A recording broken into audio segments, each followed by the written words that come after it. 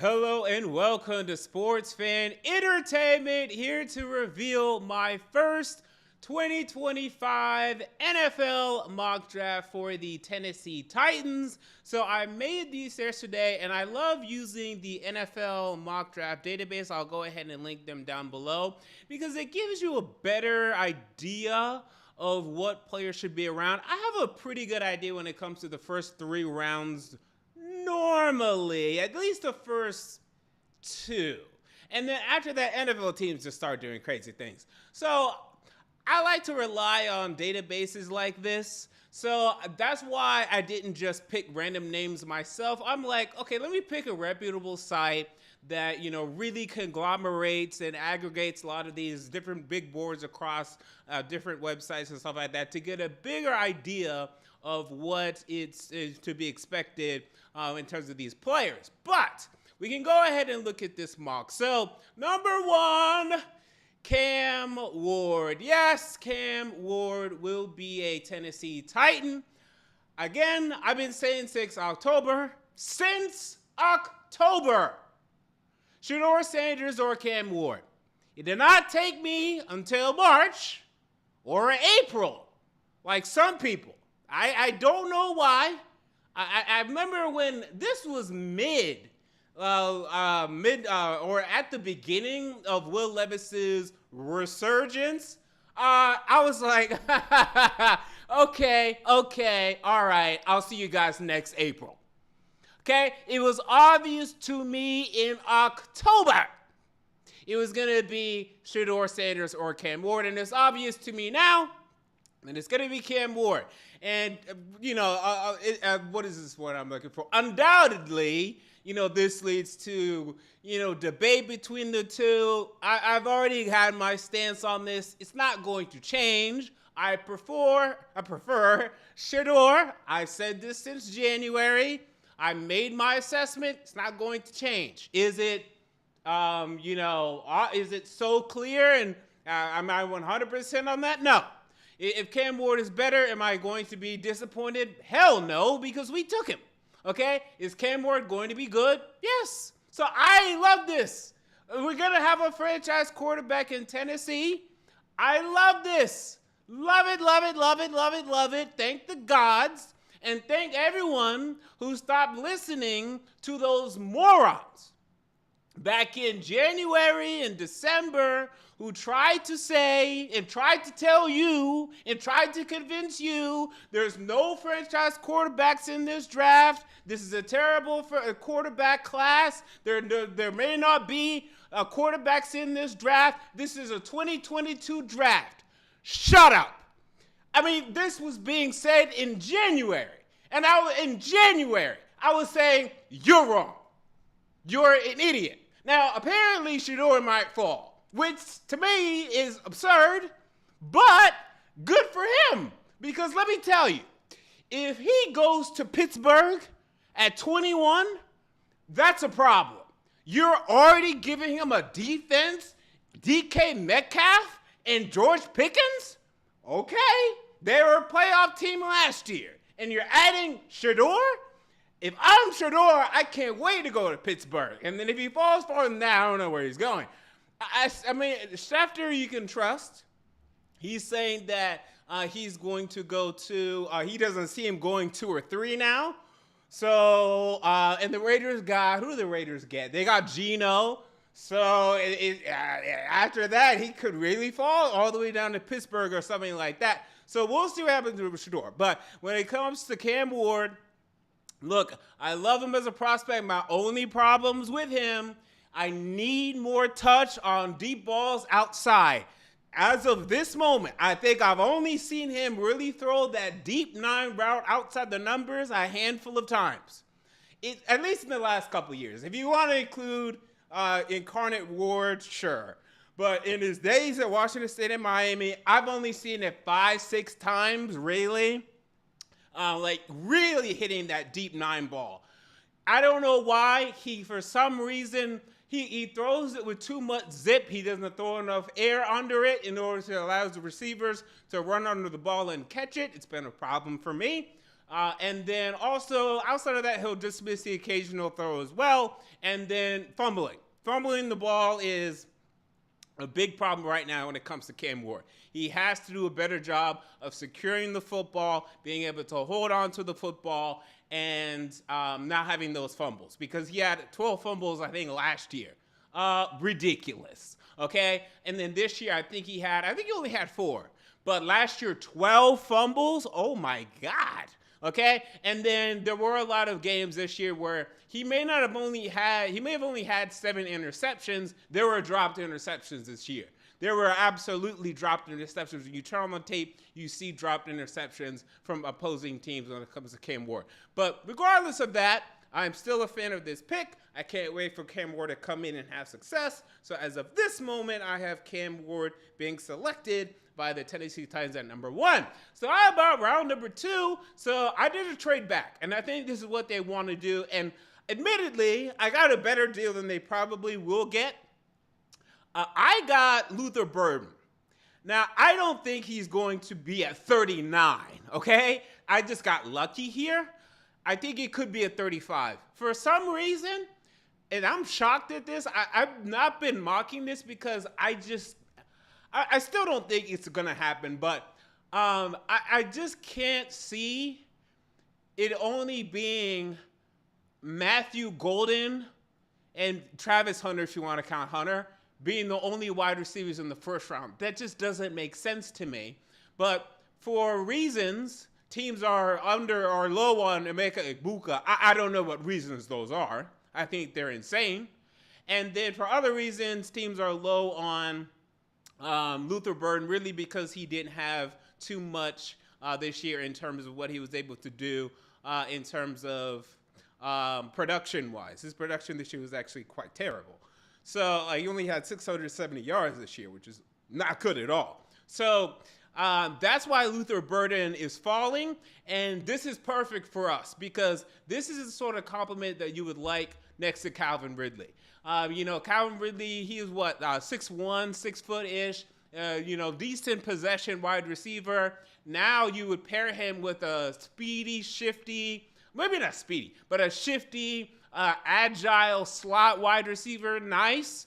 Now, we still wouldn't have our true number 1, but they could be a nice little combo. And to be honest with you, and my problem here is, while I think Luther Burden would be a very strong pick, and I think he's still deserving of being a first-round pick, just having Ridley and Burden, you're kind of screwed. That's still one of the worst wide receiver rooms in the league. Because I will caution you, that first year wide receiver, if they're not in the first round, and probably high in the first round, they're not going to do anything. If they're bottom of the first round, yeah, they're probably not going to do anything. Now, I know Brian Thomas did well. I know Zay Flowers did well. Although Zay Flowers, he was picked around 21. Brian Thomas Jr. was picked around 23. But you saw last year, Xavier Worthy, he gave the Chiefs something. He had about 400 or 500 yards. Ricky Pearsall was injured. Xavier Legette struggled. We've picked at the top of the second round. We've picked Justin Hunter. We've picked Dorial Green-Beckham. They're likely going to come in and give you 400, 500, 600 yards. If they give you more than that, great. Ladd McConkey was great last year. Ladd McConkey, he probably broke 1,000. But if you're having to rely on that, I think it's a bad idea. And this is the unfortunate position we put ourselves in. I like that we wanted to reestablish ourselves when it comes to the cap. I like the fact that we were trying to save money after spending so much money last year. But when you're going to draft Cam Ward, give him some damn weapons. Okay? So this is going to be a limiting factor for him because there's no way Calvin Ridley's going to get more than 1,300 yards. I'm even stretching it by saying 13. I really want to say 12, but because he's literally, as of this moment, the only real presence, I'll say maybe he's actually at least 12. Because who else is going to catch that damn ball? Last year he had 1,000. So he could easily get 12, maybe 13, if we really have to push it and just force him and him alone. And then maybe lose the burden. But dude, and God forbid, what happens when one of these guys goes down? It's gonna happen. I mean, look, I wish these things didn't happen. One of your top wide receivers is going down. That's just the NFL. That's how it works. That's how this thing works. More likely than not, for at least a handful of games. At least a handful of games. What do you do then? Because NWI took his talents to South Beach. Whatever little talents they were. He took them there. So that's what's going on with that. And then Bryce Oliver, who else? I mean, everyone else is irrelevant. Will they even make another NFL team? I don't know. So it's bad. Now we're going to sign somebody. I don't know whom, but it's bad. And that's the limiting factor for Cam Ward, which is why this year I have no expectation for Cam Ward. The only thing I really want you to see, I want a positive touchdown interception ratio. But with these wide receivers, good luck. And, you know, your inconsistent Chigo Okonkwo, good luck. Good luck. Hey, drop the ball off to Tony Pollard at least 8 times a game. Force feed it to Calvin Ridley, good luck. But at least you have your quarterback. At least you have your building block. All right. So, in the third round, I was able to get Savion Jones. This is an edge out of LSU. Now, I'm not particularly averse or biased towards picking either wide receiver or edge in the second round. I don't care. I just pick the better of which one's there. Now, I know what people are going to say, that edge is more valuable, so of course you take edge before you take a wide receiver. Sure. But when you're wide receiver, well, sure. I just think take the best of either. I get the argument. I do. I get why. I mean, we need an edge. But Luther Burden was there, and that was the most obvious pick to me. That's why I went Burden. But if you go wide receiver, then at the top of the fourth, you have to go edge. I mean, our edges this year are going to be bad. I mean, I know everyone's happy we got rid of Landry for reasons. I don't really understand why. I get it from the standpoint of he's no longer worth his contract. Okay. But where are those sacks going to come from? Did we spend the money elsewhere? I just say keep him for this year, cut him next year. Because if you cut him, who the hell are you going to replace his production with? Nobody. And now we got 17 more million to cap or whatever it was that's going to nobody. So go ahead and write that check to me because no one else is picking it up.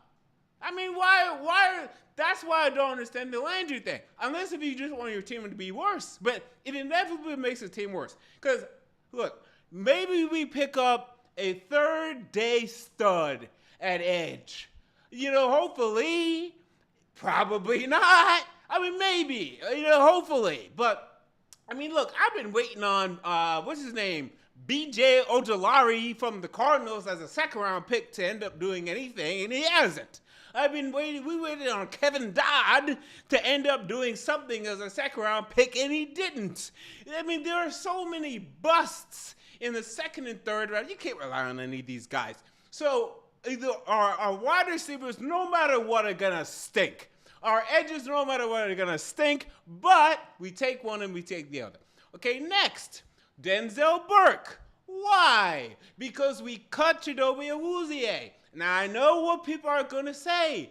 MJ, it doesn't matter. We have L'Jarius Sneed, we have Jarvis Brownlee, and we have Roger McCreary. And I'm going to tell you this. You think those 3 men are going to be healthy for 17 games? Have you lost your damn mind? One of them is going down, probably 2. Last year, Sneed and Chidobe Awuzie went down. So you think those top 3 are going to be healthy? Go draft another corner. And Baker. Okay, we have Baker. So we need a corner. And Denzel Burke is still here. Now, this guy's draft stock has been falling for over a year. But as a 4th-round pick here, and he was able to do some things in the college football playoff. So corner's still a need. We're not going to be very good this year. I love you, Cam Ward. I'm happy you're here, but we're not going to be very good. All right, so next. Kyle Williams, the wide receiver out of Washington State. Another wide receiver. Double up because we need wide receivers, and he was available. I'm surprised he was available at this point, so take him. Danny Stutzman. This is the linebacker out of Oklahoma. That's a steal there. We still need linebackers. We need everything. Anais Peoples, the defensive. This would actually be kind of a hybrid for us, but he's listed as a defensive lineman out of Virginia Tech. Sebastian Castro, the safety out of Iowa. Ted McLaughlin, Kobe King, and then the tight end with the last pick. I know some people expect us a tight end, but I'm not taking a tight end high. Brian Callahan doesn't care about tight ends. That's not his offense. If you look at what the Bengals have been doing, if you look at what he has been doing when he was here in Tennessee, all they want is a Chigo Okonkwo, a Hayden Hurst, who was that guy that was there before Hayden Hurst? A CJ Uzoma. That's who they want. They want a 500-yard tight end. They don't want a beast tight end. And they have him right now in Chick. And they have a backup in Wiley, and they'll sign some random guy that'll be a Z tight end. They don't care. So there you go. Look, the big thing for this draft is getting Warren, getting a wide receiver, getting an edge. And then hopefully we hit on some of these day 3 picks. Will we? I don't know. But that's the plan. Okay? That's the plan. That's my first mock, and this included trades. I'll have a couple more mocks. Just looking at some more second and third day picks. I'll probably even make a video specifically for that and discussing that specifically in terms of, okay, I like these day 2 guys. I like these day 3 guys. If we can discuss that a little bit more. But that is mock draft 1.0 for the Tennessee Titans. What is your mock draft for your thoughts on my mock draft? Comment down below. I want to know. This has been MJ of Sports Fan Entertainment, and I'm out. See you all later.